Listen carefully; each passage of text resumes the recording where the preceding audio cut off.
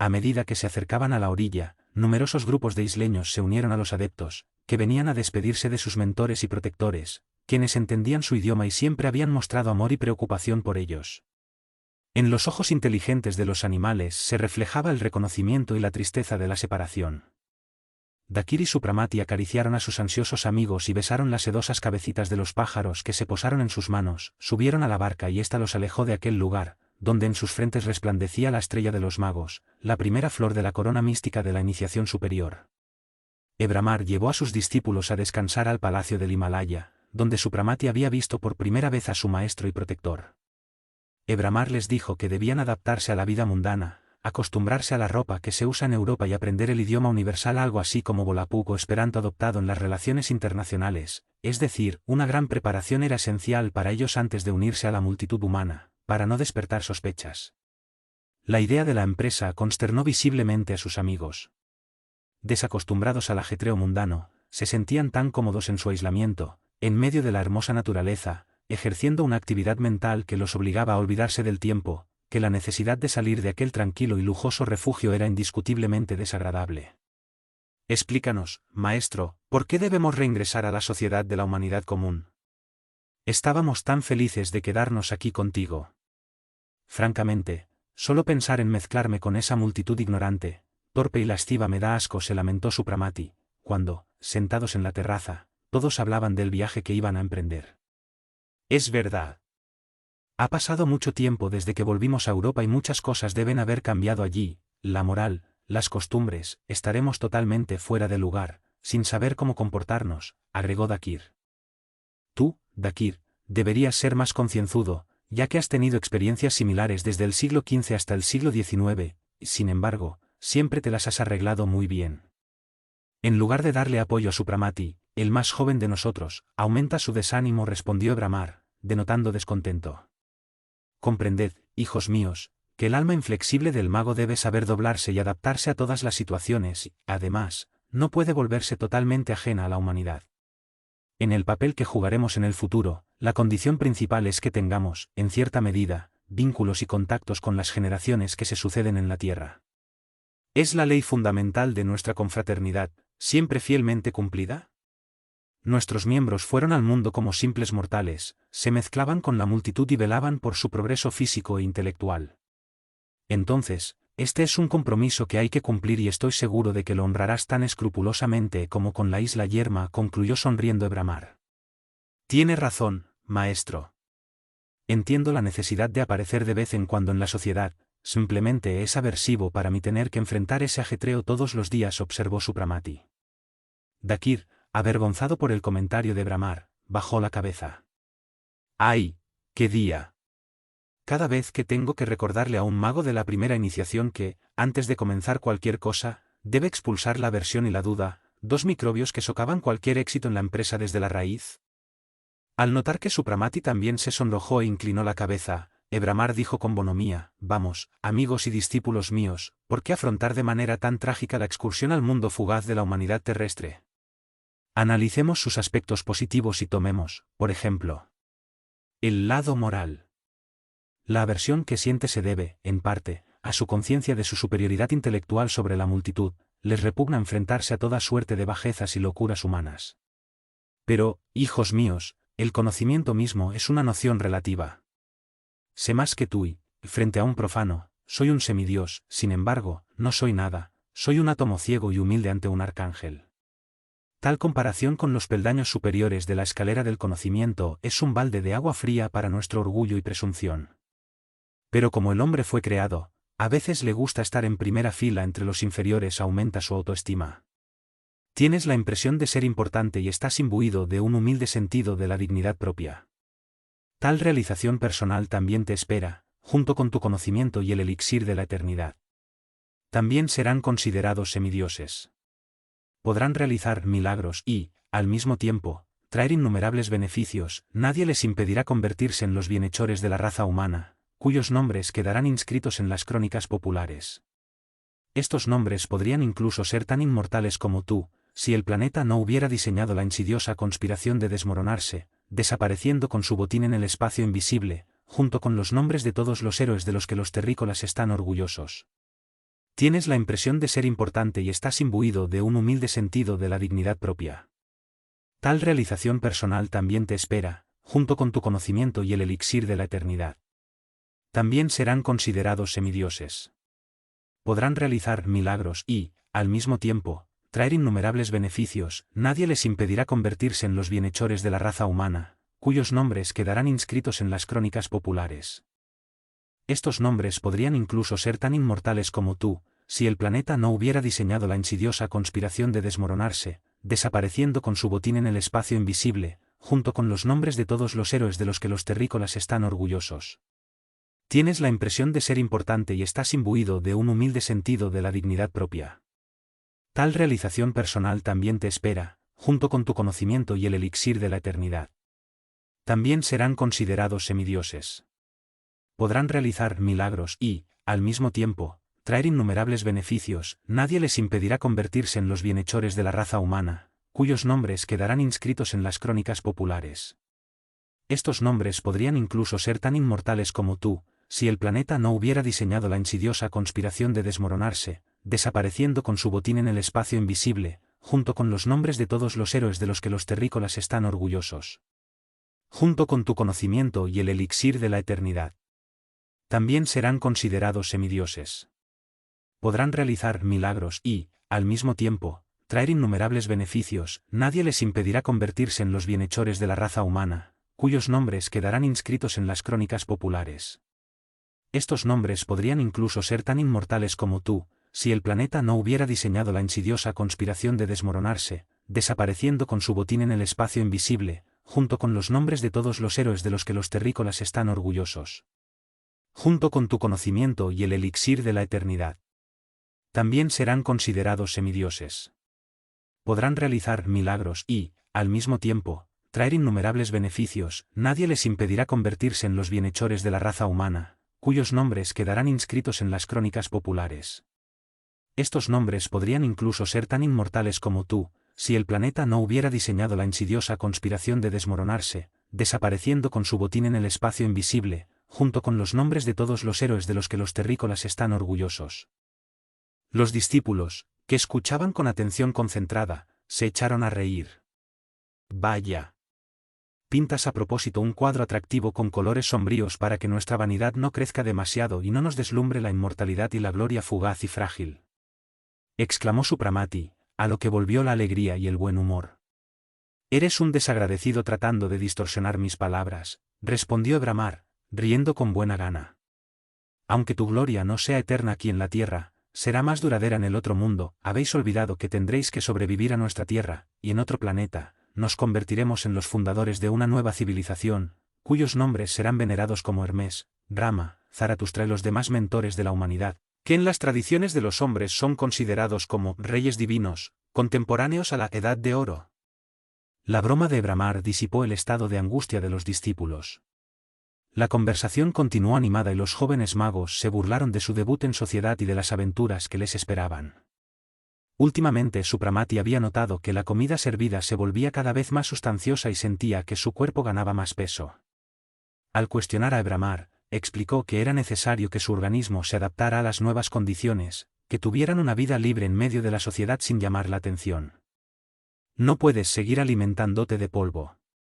Como simples mortales, tendrán que vivir, beber y comer como todos los demás, incluso utilizando alimentos vegetarianos.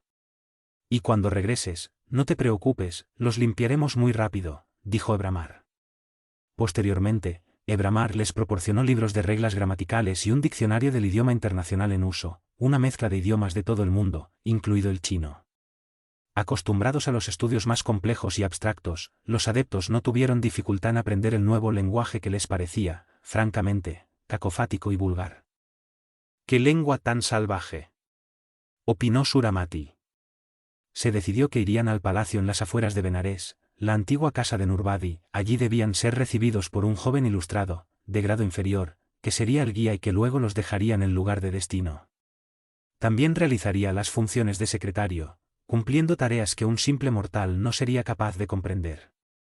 ¿Quedan algunas cosas en el aire? La fecha del año en curso, los cambios que ocurrieron en el mundo durante su vida de ermitaño y la ubicación de futuras actividades, que Ebramar insistió en no revelar. Que esto sea una sorpresa, no quiero estropear el encanto de lo inesperado. La mera mención del nombre o la fecha, el año o el mes, no representa nada sin la realidad que sirve de ilustración, añadió enfáticamente. Finalmente, llegó el momento de partir. Ebramar los bendijo y los abrazó por un largo rato, les dio unas últimas instrucciones y los acompañó hasta la salida. No me voy a despedir, porque en cualquier momento podemos comunicarnos si es necesario. Buen viaje, hijos míos. Cerca de la reja de la puerta, detrás del jardín, nos esperan caballos montados con un séquito. Hasta Benarés irá por el camino antiguo, aquí hay pocas innovaciones, más tarde, es a causa de la civilización moderna. Una oleada de nueva vida se apoderó de Dakir y Supramati cuando la reja se cerró detrás de ellos. Montados en magníficos caballos, ricamente adornados y acompañados de algunos hindúes, partieron hacia Benarés. Era de noche cuando llegaron al palacio, completamente intacto, como si lo hubieran abandonado el día anterior. Fueron recibidos respetuosamente por los sirvientes, que eran menos numerosos que en el pasado. En la antecámara los esperaba un joven, con esa mirada sorprendente que distingue a los inmortales, y que se presentó como el secretario de Su Alteza el Príncipe Supramati Leoncio Nivara. Los amigos examinaron con vivo interés al nuevo secretario con su atuendo hindú. Vestía una especie de levita larga de color gris pálido con el cuello vuelto hacia arriba, una camisa blanca de seda con rayas azules, ceñida con una ancha faja de cuero en lugar de chaleco. Es nueva moda, pensó Supramati, conteniéndose para no reírse al ver el atuendo y el corte de pelo de su secretaria. Dios misericordioso, ¿y tendré que adornarme así? Se atormentó, lamentando profundamente tener que abandonar su ropa de lino, ligera y cómoda, a la que ya se había acostumbrado.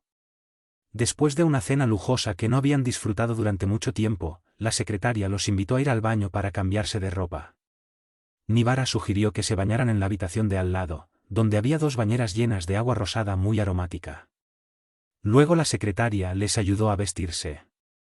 Sacó de un cesto de mimbre 2 trajes completos, compuestos por 2 camisas de cambray con pequeños pliegues al frente, 2 pantalones de raso que reemplazaban a los viejos chalecos, 2 levitas largas de terciopelo negro, abiertas en el pecho y con amplios cuellos ricamente bordados con hilo seda de colores, formando un collar en la parte superior y bajando hasta la cintura. En los brazos había el mismo tipo de cañón, debajo del cual se veían las mangas de lino blanco.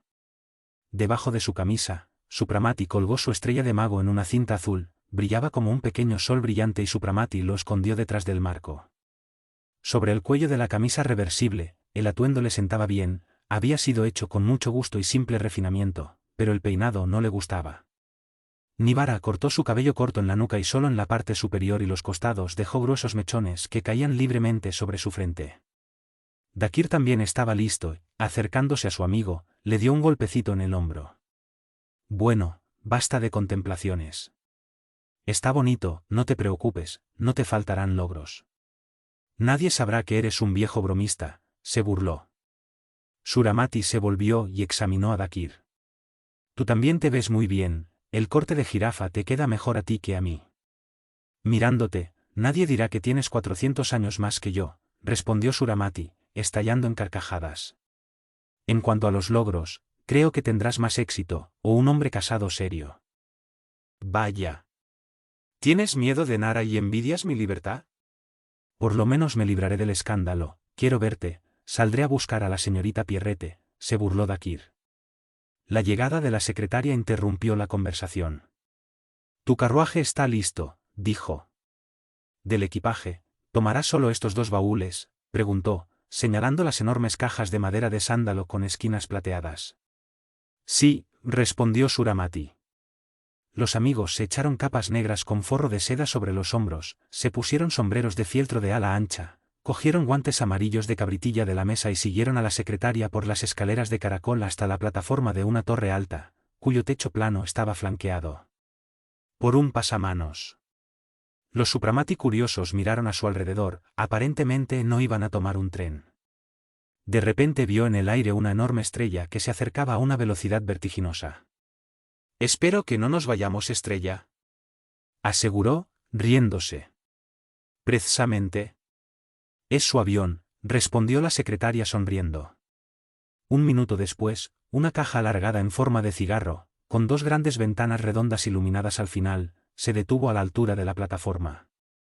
Nivara abrió la puerta sobre la barandilla, una segunda puerta se abrió de par en par por el lado del cigarro, y desde dentro se arrojó un puente, que el secretario sujetó a las argollas de hierro incrustadas en la pared. El dispositivo siseó y tembló. Dakir y Supramati abordaron el barco, y detrás de ellos venía Nivara, un sirviente hindú llevó los dos baúles. En el pequeño pasillo iluminado encontraron a un señor, todo vestido de negro, quien, tras una reverencia, los condujo a un diminuto salón tapizado en raso dorado, con sillones bajos y mullidos y mesitas lacadas en negro. El avión recordaba a un vagón de 3 compartimentos por la decoración de su interior. 2 de ellos eran la sala y el dormitorio, luego estaba el cuarto de la secretaria, y en los cubículos, al fondo, estaban el del mecánico, el de servicio y el guardaequipajes. En el dormitorio, más pequeño que la sala, había 2 camas bajas y estrechas y un lavabo con mesa de tocador, todo lacado. En el revestimiento y acabado predominaron los colores blanco y azul, mezclados con pintura dorada. Cada una de las habitaciones tenía una ventana redonda, cerrada en ese momento por una cortina de seda. El puente se retiró instantáneamente, la puerta se cerró y un suave traqueteo indicó que el avión había partido. Un poco más tarde, el sirviente trajo té y galletas y se retiró en silencio.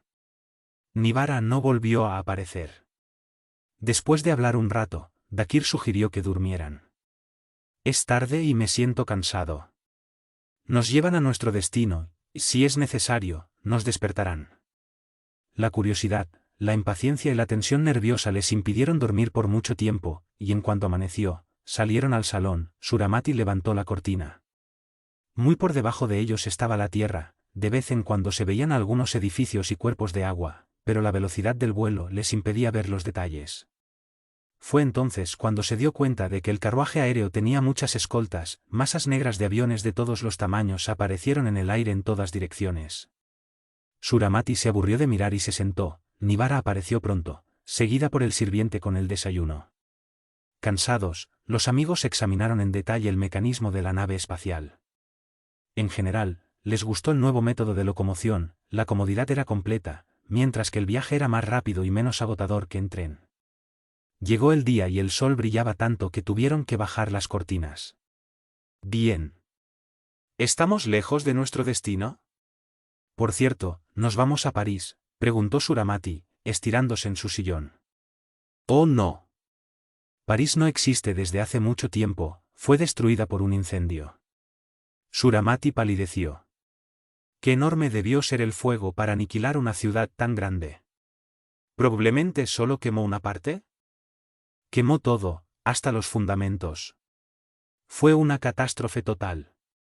Primero, del interior de la Tierra brotaron gases asfixiantes que contaminaron la atmósfera, luego el suelo cedió, muchos edificios se derrumbaron y llamas brotaron del interior de la Tierra. Todas las tuberías y cables eléctricos se incendiaron. Era un mar de llamas que lo devoraba todo. Voy a llevar a Su Alteza a Zargrad, la antigua ciudad de Constantinopla, añadió Nivara, aparentemente tratando de disipar la angustiosa impresión que se reflejaba en las facciones de los viajeros. Pronto estaremos allí. ¿Constantinopla todavía pertenece al Imperio Otomano? Dakir estaba interesado. No. Los musulmanes fueron expulsados a Asia hace mucho tiempo, donde fundaron un solo estado, hoy muy fuerte, a pesar de la rivalidad con China, que también progresó y dominó América, ahora invadida por los amarillos. En cuanto a Zargrad, la ciudad es ahora la capital de 65 Imperio ruso, una de las mayores potencias del mundo, al frente de la gran alianza paneslavista. Austria también terminó, fragmentándose en las etnias que la componían. Una parte, la de los alemanes puros, se unió a Alemania, los demás, incluidos los húngaros, se fusionaron con el mar eslavo. Viena, por cierto, ahora pertenece a los checos. Bueno, nos estamos acercando, interrumpió su narración, mirando por la ventana. El barco está aterrizando. Dakir y su amigo se miraron asombrados. Tendremos que estudiar toda la geografía y un poco de historia para no hacer un lío en la sociedad, observó Supramati, suspirando. Acercándose a la ventana, levantó la cortina. Dakir se quedó a un lado. La nave espacial ya había bajado su altitud y velocidad, lo que les permitió ver claramente el panorama que se extendía debajo de ellos. La ensenada del Cuerno de Oro, en el estrecho del Bósforo, ha cambiado poco y a orillas del mar, tranquila y tersa como un espejo, se extendía la ciudad de colosales proporciones salpicada de edificios en forma de torres de faros, destacándose sobre otros edificios. Alrededor de aquellas torres se apiñaban numerosas naves de los más diferentes tipos y tamaños, zumbando como abejas cerca de la colmena, atracando y partiendo. Unos minutos más tarde, la aeronave de los magos se acercó a una amplia plataforma llena de gente. Ahora nuestros viajeros se encuentran en lo alto de un enorme edificio de la altura de la Torre Eiffel. Un largo puente unía su lugar con otro edificio de igual tamaño. Al otro lado del puente, los trenes con pasajeros corrían de un lado a otro. Nibara explicó a los magos que uno de esos edificios era el aeropuerto de llegada y el otro, el aeropuerto de salida, pero como en ambos había hoteles y restaurantes, el movimiento entre ellos era muy intenso. Aunque Supramati, Dakir y el secretario no se distinguían en absoluto por su atuendo, había algo en ellos que llamó la atención, y muchos ojos curiosos se detuvieron en los viajeros mientras, acompañados por Nibara y el sirviente, caminaban lentamente por el pasillo. Plataforma y luego hacia abajo a la sala del ascensor. El descenso terminó en un gran salón redondo flanqueado por puertas arqueadas y ascensores. Los huecos entre las puertas estaban ocupados por plantas, sillones y sofás de cuero rojo, mesas y estantes con libros y revistas. En el centro de la habitación brotó el chorro plateado de la fuente. A través de una de las muchas puertas, salieron a una amplia plataforma de acceso al aire libre, donde los esperaba un carruaje similar a un automóvil, aunque más liviano y elegante. Se decidió entre ellos que Dakir reaparecería en sociedad bajo el nombre de Príncipe Dakir, el hermano menor de Supramati. Algo natural, porque los dos se querían y se consideraban hermanos. Cuando los magos se acomodaron en el auto, Supramati preguntó: ¿A dónde vamos ahora? A su palacio, donde todo está listo para el recibimiento de Su Alteza y de su hermano.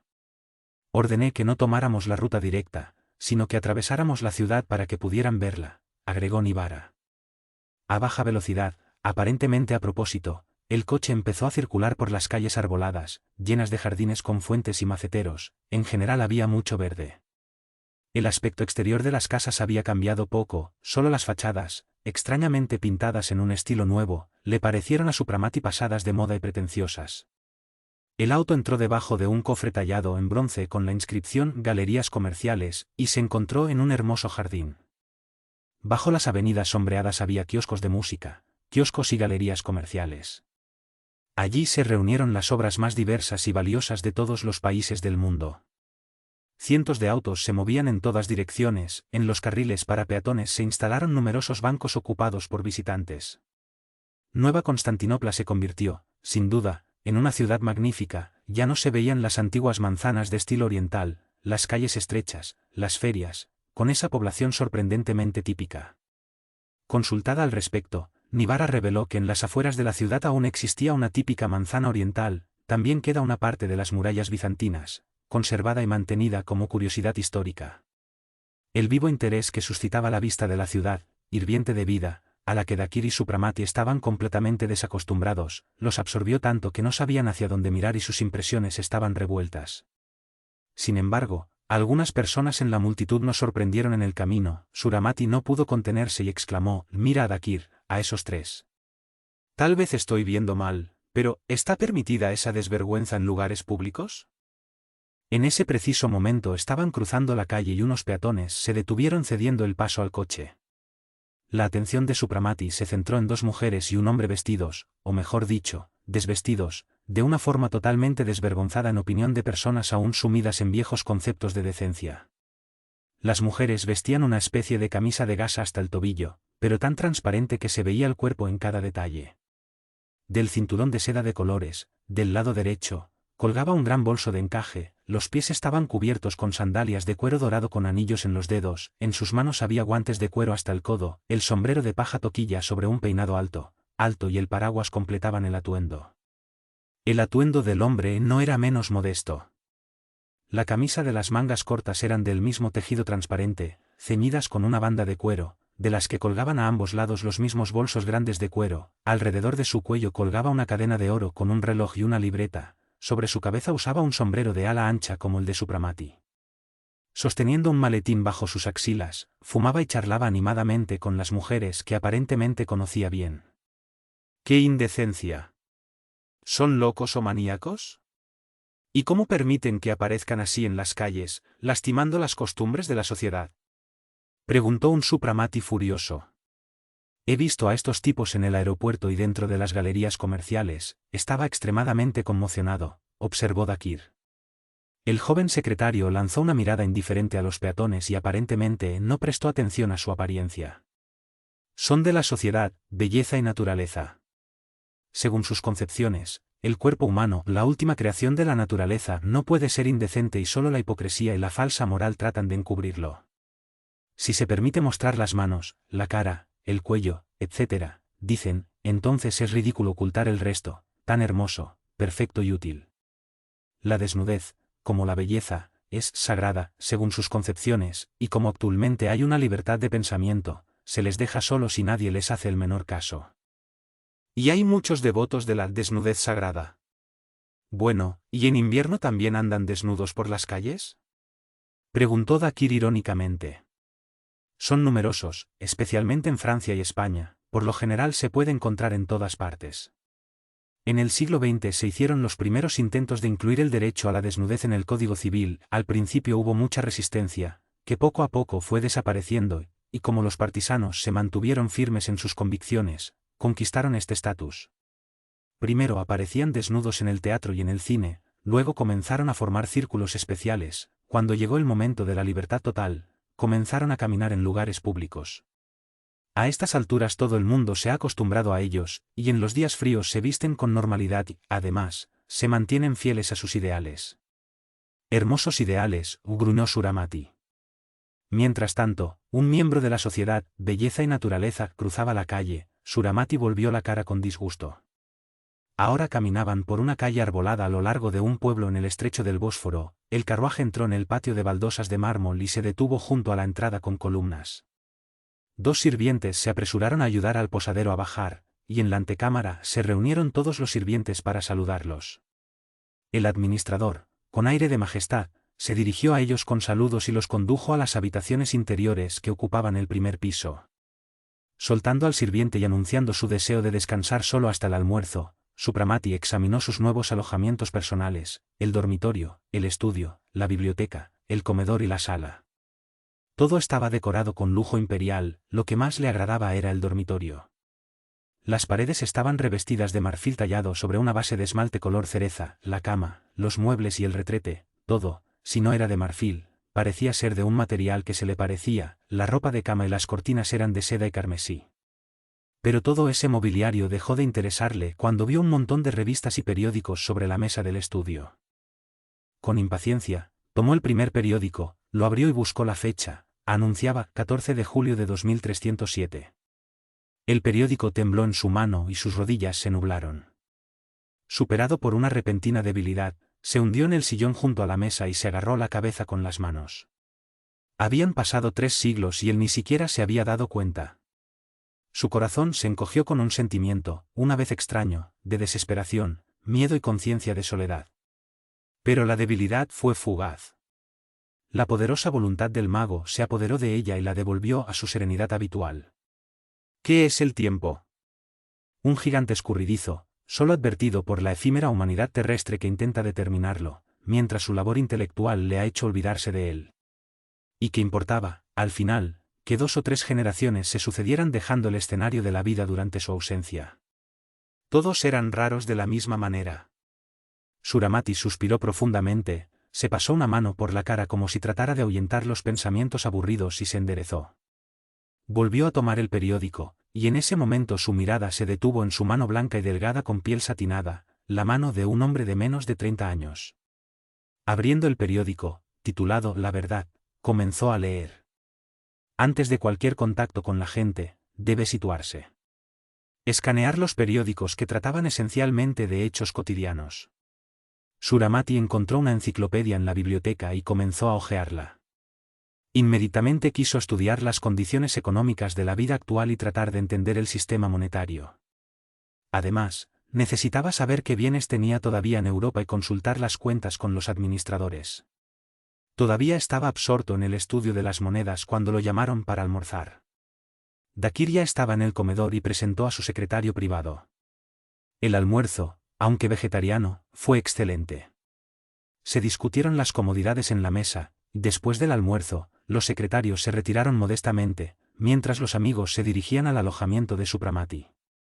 Mientras se acomodaban en los sillones de la oficina, Supramati le entregó en silencio el periódico a Dakir, señalando la fecha. Ya sé que somos 3 siglos mayores. Una copia idéntica me esperaba en mi habitación, anticipó Dakir, riendo. He tenido muchas de esas sorpresas en mi vida. Pero eso no es para lo que vine aquí, agregó. Mañana estoy pensando en irme de aquí. ¿Cómo, me quieres dejar? Lo interrumpió Supramati. Sí. Vamos a divertirnos cada uno por su cuenta, respondió Dakir riendo. Hablé con mi secretario, un joven magnífico, por cierto, y decidí, inicialmente, pasar por el Palacio del Grial, visitar a unos amigos. Luego mi secretario, Nibou, y yo iremos a Francia y España, donde espero encontrarte cuando te aburras de Zargrad. Probablemente irás a un lugar donde una vez estuvo París, dijo Supramati pensativamente. No. Eso es lo que menos me interesa. Aprendí que estos países se unieron en un reino judío. Tengo curiosidad por ver cómo han llegado a ser estos destructores de los sistemas estatales, estos pisoteadores de todas las leyes, y cómo manejan la vida de las personas decentes. Además, he oído algo que te entristecerá si, bajo la apariencia del mago que llevas dentro, todavía vive un inglés. Me pregunto si Londres también sufrió la misma catástrofe que París. Supramati se sobresaltó. Bueno, es peor que eso. La terrible calamidad destruyó la mayor parte de Inglaterra, poco después devorada por el océano. Supramati se estremeció, palideció y se inclinó sobre la mesa. En ese instante olvidó su inmortalidad, sus conocimientos mágicos y los siglos pasados. Ahora era Ralph Morgan, un patriota inglés, abatido por la desgracia sin precedentes que acabó con su nación. Siguió un breve silencio. ¿Conoces los detalles de la tragedia? ¿Cuándo pasó eso?, preguntó con su habitual sangre fría. Hace como 180-200 años, no sé exactamente, hubo un terremoto terrible, la parte inglesa de la isla se derrumbó, dejando intacta solo la parte montañosa de Escocia, formando una franja de tierra. E imagina, Nibou me dijo que el antiguo castillo en Escocia, donde recibiste tu primera iniciación, estaba en el acantilado. Solo tuvieron que hacer algunas renovaciones muy pequeñas. Las desgracias que sacudieron al mundo durante nuestra ausencia fueron terribles. Emprenderé un estudio histórico de las transformaciones que han tenido lugar. Sin duda la superficie de la Tierra ya había sufrido enormes cambios externos, continentes enteros se han derrumbado, y en vista de la destrucción final lo que está por suceder, esta catástrofe parcial no es nada. En cualquier caso, el hombre decrépito, que vive en nosotros, es tan obstinado que la aniquilación de mi vieja Inglaterra me ha golpeado en el corazón y no puedo aceptar la idea de que Londres, con sus millones de habitantes, con todos sus tesoros históricos y científicos, descansa en el fondo del océano. Tenemos que acostumbrarnos a todo. Es una forma de preparación para otras duras pruebas que nos esperan, cuando nuestro planeta comience a morir, replicó Dakir suspirando, y pasando los dedos por su vasta cabellera negra, agregó, estamos aquí para vivir entre los hombres. Así que seamos hombres y empecemos a vivir como mortales felices. ¿Vas a salir hoy? No. Pasaré la tarde leyendo esta enciclopedia para hacerme una idea de geografía e historia. Hazme compañía. Mañana hablaré con el administrador para arreglar mi situación financiera, dijo Supramati. Excelente. Vamos a estudiar historia moderna y mañana, después del mediodía, viajo. Además, necesitamos acostarnos temprano para tratar de calmar los nervios. Ah, sí. Duerme, duerme. Todos los días doy gracias a Dios porque nuestra inmortalidad no nos ha privado del don divino del sueño. Al día siguiente, después de un excelente desayuno, Dakir partió.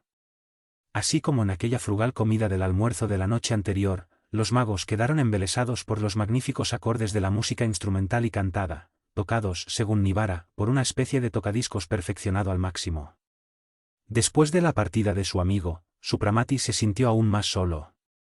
Las mañanas las pasaba trabajando con una docena de administradores y Nibara, habiéndose convencido de que todavía poseía algunas granjas, palacios y un buen capital en prácticamente todos los rincones del mundo. Impresionado por el hecho de que tenía en sus manos una parte sustancial de sus antiguas propiedades, decidió inspeccionarlas. Sin embargo, el contacto con las cosas materiales, a las que no estaba acostumbrado, lo dejó más agotado que después de un difícil trabajo de magia. Supramati se retiró a su estudio, se sentó junto a la ventana abierta y permaneció así durante unas horas, meditando sobre el pasado, recordando los viejos tiempos y admirando el magnífico panorama del Bósforo con sus relucientes barcos. Con el soplo del fresco de la tarde, decidió dar un paseo por la ciudad, era la mejor manera de ver a la gente y relacionarse con ellos. Tocó la campana. Inmediatamente vino el criado que lo había acompañado desde Benarés y lo ayudó a vestirse. Esta vez vestía un traje negro, pero no de terciopelo. La tela extremadamente suave y sedosa recordaba al lino fino, el forro era de seda rojo oscuro y el cuello de encaje con hilos del mismo color. Suramati guardó el plano de la ciudad en su bolsillo y estaba a punto de ponerse los guantes y el sombrero cuando entró Nivara, el sirviente se retiró inmediatamente. La secretaria le entregó un reloj, una cartera con monedas de oro y tarjetas de crédito. «Su Alteza se va a ir sin tomar su reloj». Suramati se echó a reír, «Tienes razón, amigo mío. ¿Qué haría yo en la calle sin reloj y sin dinero? Todavía no me he acostumbrado a ver la hora y pagar lo que sea». Paseando sin prisas por las calles de la ciudad, estudió con atención las casas, las tiendas y, sobre todo, las multitudes. Cuando llegó a un jardín, vio un lujoso restaurante en la parte de atrás. Decidido a comer algo, entró, se sentó a la mesa, a la sombra de los árboles, y pidió vino, pastas y fruta. Junto con el encargo concedido, le trajeron unas revistas ilustradas. Saboreando el vino a pequeños sorbos, probó la fruta, estos le parecieron menos suculentos que los de su isla desierta. Empezó a examinar su entorno. Al principio, notó que la población, en general, era más escasa que en su época, un nerviosismo sobresaltado se reflejaba claramente en los hombres y mujeres de complexión frágil, con rostros pálidos marcados por un marchitamiento prematuro. Estaba especialmente impresionado por el pequeño número de niños. Los alegres y bulliciosos grupos de niños, de las más variadas edades, que en su tiempo animaban los jardines, ya no se veían por ningún lado. Para él, hombre de aguda sensibilidad, el aspecto astral de aquellas personas era aversivo y sus emanaciones pesadas y malolientes provocaban náuseas. Pero se dominó a sí mismo, para ser parte de la sociedad era necesario acostumbrarse a ella. En el momento de llamar al mesero para pagar la cuenta, Supramati de repente sintió que alguien le ponía una mano en el hombro y escuchó una voz fuerte y burlona: «Buenas tardes, Ralph Morgan. Me alegro de verte. No nos habíamos visto en más de 300 años». Suramati se volvió torpemente, encarando a Narayane, mirándolo sonriendo con sus hermosos ojos negros. No había perdido nada de su belleza demoníaca, estaba vestido con el grito de la moda y la gracia exquisita, nadie habría adivinado que este extraño y misterioso ser era mitad hombre, mitad espíritu. «Por el amor de Dios, ten cuidado, Narayane. Alguien podrá escucharte. Vayamos a algún lugar privado donde podamos hablar sin testigos. Si quieres, podemos irnos a casa si no tienes un lugar donde quedarte». «No tengo dónde quedarme. ¿Qué crees que soy? No puedo vivir peor que tú. Gracias a Dios, en la cueva del Monte Rosa hay mucho oro. Ven, te llevaré a mi modesta morada». Suramati resolvió el marcador. Narayane lo tomó del brazo, y cuando se dirigían a la salida, un grupo de jóvenes que entraba rápidamente se les acercó. «Qué suerte encontrarte, príncipe», dijo un joven apretando la mano de Narayane. «Te estábamos buscando para invitarte al teatro», añadió otro. «En primer lugar, señores, permítanme presentarles a mi primo, el príncipe Supramati, un magnífico joven con afición por la ciencia. Sé tan bueno con él como lo eres conmigo». Y rápidamente recitó sus nombres rusos. Después de los apretones de manos, uno de los hombres, el conde Minin, explicó que estaban buscando a Narayane para invitarlo a ver una nueva obra y que estaríamos felices si su primo también se uniera a ellos. «Créanme, caballeros, lamento profundamente no poder aceptar su amable invitación», respondió Narayane. «Ya tengo una cita para esta noche. Mi prima acaba de llegar de Benarés y como hace mucho que no nos vemos tenemos que hablar de unos asuntos familiares urgentes. Mañana estaremos a su entera disposición. Pero debo advertirte que Supramati no es dada a las borracheras como yo. Está empapado de libros, es más discreto y tímido que una doncella, aunque creo que uno puede doblegarlo y pervertirlo un poco», agregó Narayane, parpadeando con malicia y significado. En medio de risas generales, todos se despidieron. «Eres incorregible, Narayane». Su cabeza todavía está llena de las mismas tonterías que hace 300 años, desde el momento de su muerte carnal. Absolutamente. Mi lema, mujer, alegría y vino, nunca será diferente. Confieso que gracias al elixir divino, he llevado mi cuerpo al punto de densidad que puedo disfrutar de los placeres. Siempre he sido un químico muy eficiente, y en ese sentido las lecciones de Bramar no fueron inútiles, alardeó Narayane. Espero que no hayas venido a hacer el papel de monje. Os anticipo que durante vuestras excursiones por el mundo podréis hacer lo que queráis, siempre que os adaptéis bien a la sociedad y la estudiéis a fondo. Hasta donde yo sé, incluso puedes casarte y Nara no tendría nada que ver con eso, añadió con picardía. De todos modos, hasta ahora no he encontrado a ninguna mujer con la que quisiera hacerlo, dijo Suramati con desdén. En ese momento, Narayane se detuvo ante una barandilla dorada, abrió la puerta con la llave y entraron a un gran jardín. En el fondo había una elegante mansión completamente blanca. Por una puerta que daba a la terraza, entraron a una lujosa habitación rosa, toda con flores, y de ahí a la sala, donde había una mesa puesta con unas botellas de vino espumoso en cubitos de hielo. ¿No mantiene empleados?, preguntó Supramati, notando que en ninguna de las habitaciones vacías había una sola alma. En ese momento su mirada se detuvo en las delicias en la mesa y preguntó sorprendido, ¿estás comiendo carne, o es solo para engañar a los tontos? No un poco. Es más para mostrar que estoy bien, la carne es solo para los más ricos, el precio es prohibitivo. En cuanto a la primera pregunta, bueno, tengo sirvientes, pero no me gustan estos pícaros andando por ahí. ¿Entiendes que debido a mi existencia? Extrañamente, es agotador ser molestado en un momento inapropiado. Por eso siempre tengo todo listo y los sirvientes solo aparecen cuando los llamo. Como veis, si estamos solos, nadie nos molestará y podemos hablar lo que queramos. Tengo mucho que pedirte, ya que eres una persona bien relacionada y mi misión es vivir en sociedad. Oh, no hay nada más fácil. Soy asiduo visitante de la Rueda Alta, no solo aquí, sino también en otras capitales. Me reciben en la corte, debes saber que los rusos todavía tienen emperador, y muy querido en la familia imperial, de todos modos, soy un mocoso malcriado de la aristocracia local. Tengo mucha popularidad entre las mujeres, aquellas que todavía prefieren a los hombres. Tengo amigos en todas partes, incluso aquellos a los que no les gustan los hombres, incluso entre los amazonas. Lo único que temo es la competencia. Apuesto y rico como el zar, dotado de un enorme conocimiento, eres el mismísimo semidios. Con tus prodigios, me arrebatarás el corazón de las mujeres, que ni siquiera sospechan de tu venerable edad, concluyó pensativo Narayane, cortando un trozo de pastel. Suramati no pudo contener la risa. Cuando se trata de ocultar tu edad, lo haces mejor que yo, y comparado contigo, no soy más que un bebé en brazos. Pero cálmate, no tengo intención de competir contigo de cara al bello sexo. Soy un esposo fiel. Eres un asno. Admitamos que lo estaba.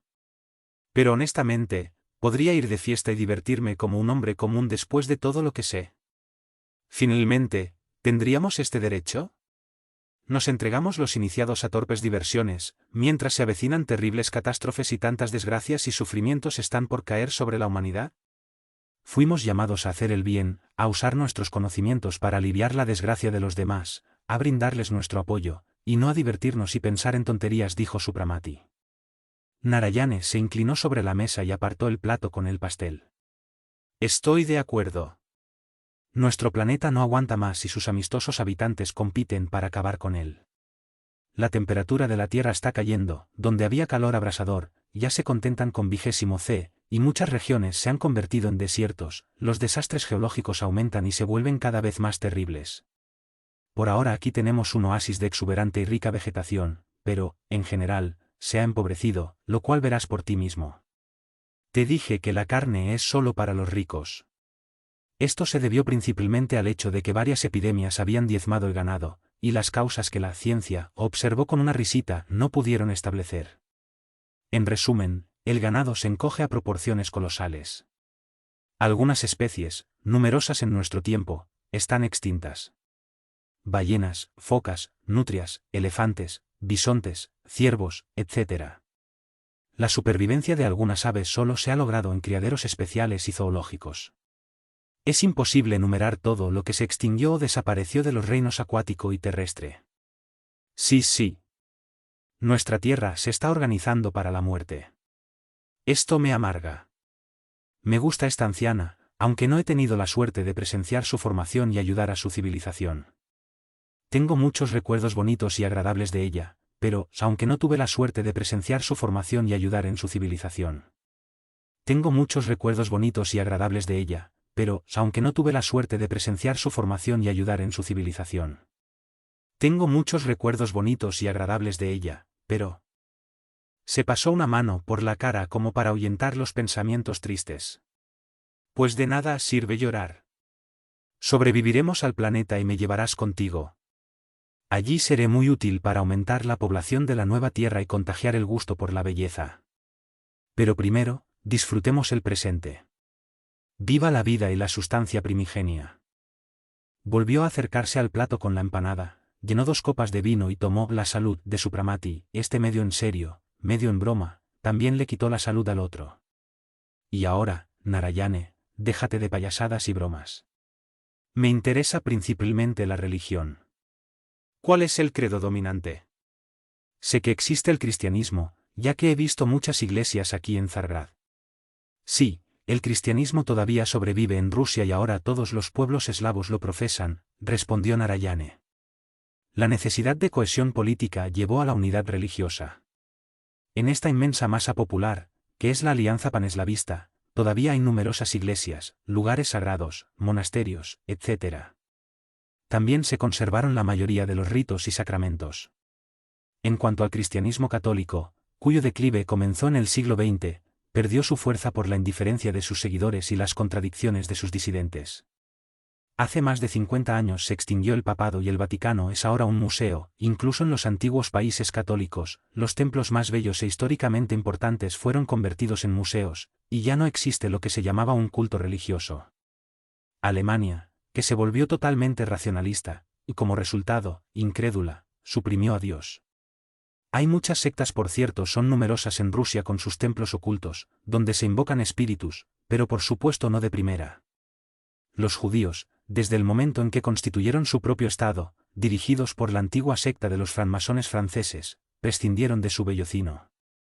Hoy es un museo, incluso en los antiguos países católicos, los templos más bellos e históricamente importantes fueron convertidos en museos, y ya no existe lo que se llamaba un culto religioso. Alemania, que se volvió totalmente racionalista, y como resultado, incrédula, suprimió a Dios.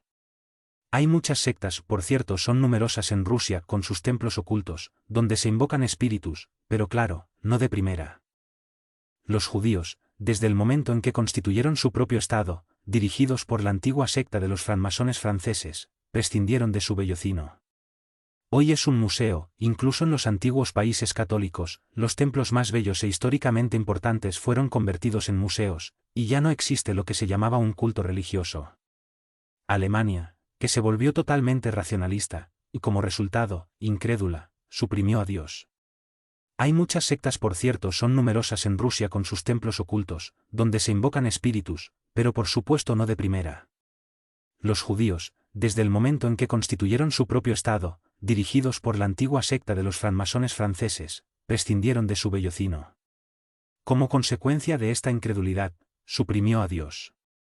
Hay muchas sectas, por cierto, son numerosas en Rusia con sus templos ocultos, donde se invocan espíritus, pero por supuesto no de primera. Los judíos, desde el momento en que constituyeron su propio Estado, dirigidos por la antigua secta de los francmasones franceses, prescindieron de su vellocino. Como consecuencia de esta incredulidad, suprimió a Dios. Hay muchas sectas, por cierto, son numerosas en Rusia con sus templos ocultos, donde se invocan espíritus, pero claro, no de primera.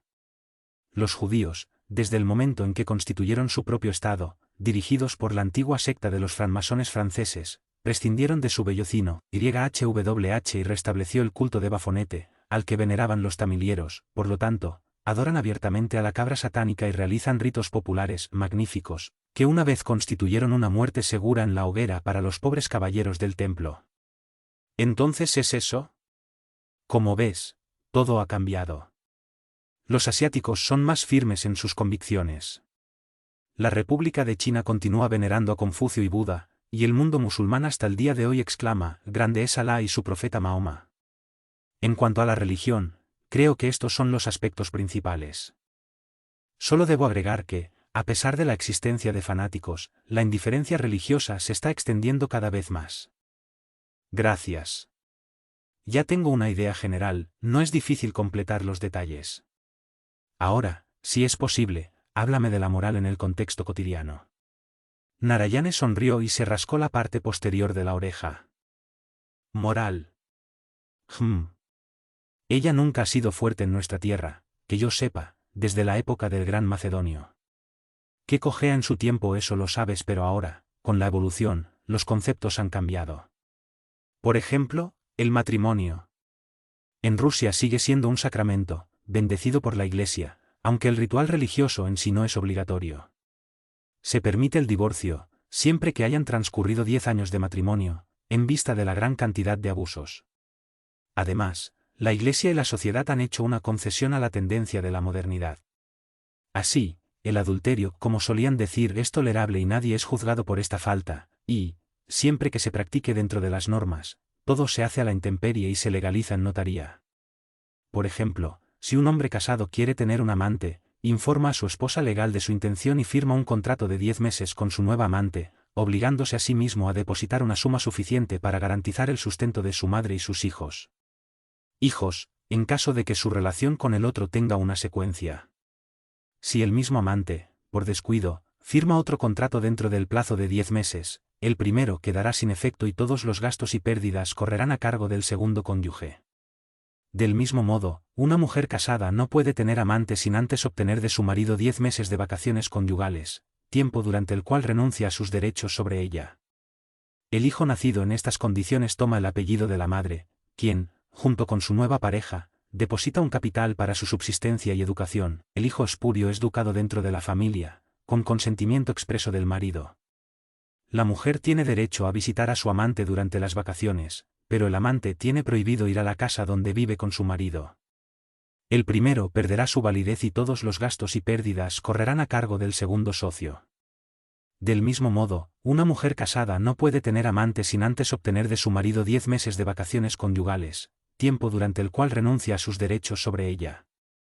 El hijo nacido en estas condiciones toma el apellido de la madre, quien, junto con su nueva pareja, deposita un capital para su subsistencia y educación. El hijo espurio es educado dentro de la familia, con consentimiento expreso del marido. La mujer tiene derecho a visitar a su amante durante las vacaciones, pero el amante tiene prohibido ir a la casa donde vive con su marido. El primero perderá su validez y todos los gastos y pérdidas correrán a cargo del segundo socio. Del mismo modo, una mujer casada no puede tener amante sin antes obtener de su marido 10 meses de vacaciones conyugales, tiempo durante el cual renuncia a sus derechos sobre ella. El hijo nacido en estas condiciones toma el apellido de la madre, quien, junto con su nueva pareja, deposita un capital para su subsistencia y educación. El hijo espurio es educado dentro de la familia, con consentimiento expreso del marido. La mujer tiene derecho a visitar a su amante durante las vacaciones, pero el amante tiene prohibido ir a la casa donde vive con su marido. Sin obtener primero de su marido 10 meses de vacaciones conyugales, tiempo durante el cual renuncia a sus derechos sobre ella. El hijo nacido en estas condiciones toma el apellido de la madre, quien, junto con su nueva pareja, deposita un capital para su subsistencia y educación. El hijo espurio es educado dentro de la familia, con consentimiento expreso del marido. La mujer tiene derecho a visitar a su amante durante las vacaciones, pero el amante tiene prohibido ir a la casa donde vive con su marido. Sin obtener primero de su marido 10 meses de vacaciones conyugales, tiempo durante el cual renuncia a sus derechos sobre ella. El hijo nacido en estas condiciones toma el apellido de la madre, quien, junto con su nueva pareja, deposita un capital para su subsistencia y educación. El hijo espurio es educado dentro de la familia, con consentimiento expreso del marido. La mujer tiene derecho a visitar a su amante durante las vacaciones, pero el amante tiene prohibido ir a la casa donde vive con su marido. Como puedes ver, todo se hace a la intemperie, a través de un contrato y con una garantía monetaria. Así que no hay más parejas infieles. Si a un hombre le gusta una mujer, le confiesa su amor, ésta exige del marido unos meses de vacaciones sin abandonar, a su discreción, el techo conyugal. El marido, por su parte, no rechaza la petición, ya que puede disfrutar de los mismos derechos cuando encuentre otras mujeres que le gusten. ¿No es algo original? ¿Y qué fuente de material para los novelistas? Todo un nuevo género literario. Narayane se echó a reír. El caso es que ahora hay pocas separaciones y mucho menos, relativamente adulterios, porque todas estas transacciones son costosas y quienes conocen el valor del dinero prefieren conformarse con la felicidad institucionalizada. Sin embargo, aún no hemos agotado la cuestión matrimonial. En los países ateos, el matrimonio se celebra por 5, 10, 15 o 20 años. Después de 20, el sindicato se extingue automáticamente, si las partes desean continuar con él, se revalida mediante un nuevo contrato. Para prevenir las bromas extramatrimoniales, les coups de canif, existen leyes específicas similares a las que acabo de mencionar. ¿Y los divorcios por celos? ¿O este sentimiento, que existe incluso en los animales, está ahora totalmente atrofiado?, preguntó Suramati. Oh no. Las peleas y los dramas familiares siguen existiendo, pero mucho menos que antes. Primero, toda la raza humana está degenerando y se ha vuelto apática, cobarde y temerosa, incapaz de arrebatos de pasión, heroicos y elevados. Segundo, el hábito es una segunda naturaleza, y por último, delitos del tipo, asfixiar a la mujer, degollar al marido o al amante, se castigan con mucha severidad. Esto no evita, sin embargo, los frecuentes homicidios y aquí recalco la criminalidad, en general, es terrible. Pero volvamos a las mujeres. Todavía no te he hablado de una categoría de mujeres, las llamadas amazonas. Totalmente independientes, evitan vincularse ya sea por matrimonio o contrato, aunque se reserven el derecho de tener hijos cuando les dé la gana, sin dar satisfacción a nadie. Es un mundo completamente al arte. Pero es que en un país cristiano, donde se profesan en cierta medida ciertos preceptos morales, ¿se admite y se tolera tal libertad?, preguntó Suramati. Tuvieron que internarla por la fuerza de las circunstancias, pues era necesario permitir que las mujeres fundaran sus propias universidades, clubes, albergues, hospitales, etc. Entre los científicos de todas las categorías hay representantes femeninas que, por cierto, son de gran protagonismo. ¿Cómo se puede esperar que mujeres así, independientes intelectual y económicamente y no ganan menos que los hombres, no tengan derecho a vivir como ellas quieran? Educan a sus hijos, asumen la maternidad y no exigen nada a cambio para mantenerlos. Oh, las mujeres han dado un gran paso hacia su emancipación. Hay algunos que han logrado entrar al sacerdocio. Aquí en Rusia, entre los cristianos, no hay mujeres del clero, pero en la mayoría de las sectas, los oficios los celebran mujeres jóvenes, aunque para eso deben ser vestales. Los fieles velan por ellos con atención, pobres si se ponen a coquetear. Suramati suspiró. Qué duro es tener que vivir en un mundo así. Me siento como un extraño ante cambios que van en contra de todas las convicciones profundamente arraigadas en mi alma. Yo sé cómo es eso. Recuerdo el susto que tuve cuando supe que ya no había más esclavos y que los vasallos se habían convertido en ciudadanos. Narayane se rió. Hablemos de otra cosa, algo que no te moleste. Necesito distraerte, amigo mío. ¿Quieres que te lleve a mis bellas amazonas? Por cierto, algunos son hermosos. ¿O prefieres ir al teatro? Entonces los teatros todavía existen. Sin duda iremos un día de estos. En cuanto a las amazonas, todavía tenemos mucho tiempo. Pero ya que lo mencionaste, dime cómo progresaron las artes. Siempre has sido un experto en el tema, observó Supramati, sirviendo más vino en su copa. Narayane sonrió. Tengo alma de heleno y siempre me ha gustado la belleza en todas sus formas. En cuanto al arte, desde un punto de vista práctico, ha avanzado enormemente, las máquinas funcionan con tal perfección que parecen espiritualizadas. El hombre ha domesticado todas las fuerzas de la naturaleza y las explota con febril codicia, las riquezas personales aumentan y las naturales se agotan. La alimentación del ganado se vuelve tan costosa que cada día disminuye. Las personas, obligadas a acostumbrarse al vegetarianismo, están menos sujetas a las epidemias, que hoy en día son bastante raras, pero, por otro lado, prosperan las enfermedades fluídicas. Y de la demencia, los suicidios, el marasmo y la desnutrición prematura, sucumbe no menos gente que antes del cólera y la peste. Comprendo, la higiene física ha progresado y la higiene espiritual ha retrocedido, observó Supramati, y exactamente. Y esta decadencia espiritual repercutió, sobre todo, en el arte. El arte, en el sentido estricto de la palabra, como la pintura, la escultura y la música, está plagado del cinismo que caracteriza la época actual. ¿Entonces el teatro también se convirtió en una escuela de obscenidades? Como siempre, es el reflejo de la sociedad. ¿Y los artistas siguen siendo presuntuosos y exigentes, y tan codiciosos e insoportables como lo fueron en nuestro tiempo? Preguntó sonriente Suramati. Oh, estas virtudes nunca cambian. Exclamó Narayane travieso. Solo que ahora los artistas tienen una situación más segura. En términos generales, el teatro se ha vuelto tan necesario como la comida, y es por eso que su número ha aumentado tanto. En cualquier pueblo pequeño hay un teatro, en las metrópolis y capitales hay cientos de ellos, cada ciudadano, ya sea rico o pobre, quiere tener su entretenimiento, ya sea en el teatro o en casa. Todas las casas particulares están conectadas con varios templos del arte, lo que hace posible, sin salir del salón, asistir a cualquier presentación que te interese. Imagine el volumen de recursos personales necesarios para satisfacer esta demanda.